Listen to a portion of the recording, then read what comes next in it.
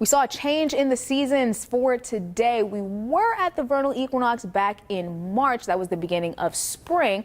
However, today was the summer solstice. So that began at 11:54 this morning. That's when the center of the sun was directly above the Tropic of Cancer. And this will be the longest day in the northern hemisphere and about the shortest day in the southern hemisphere.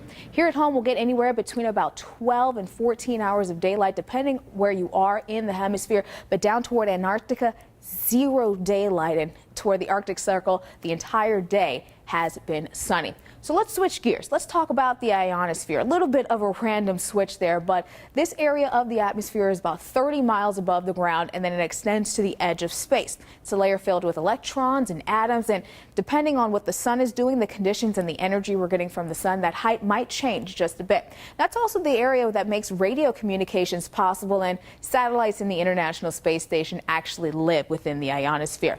Why am I talking about this? Because on Monday, June 24th, NOAA and Taiwan will be launching a set of 6 mini satellites called the Cosmic 2 program, also known as the Constellation Observing System for Meteorology, Ionosphere, and Climate. We love our acronyms in the meteorology world. Now, that set of satellites will actually increase ionospheric data, and that will help us with our forecast, also help us with some of our tropical forecasts as we move to the future. Again, NOAA and Taiwan launching that set of satellites on June 24th. So that's your update on space. If you do have any questions about the ionosphere, the atmosphere, or space in general, you can send them in to me via social media on Facebook or Twitter. You can also send them to the station at 13 News Now.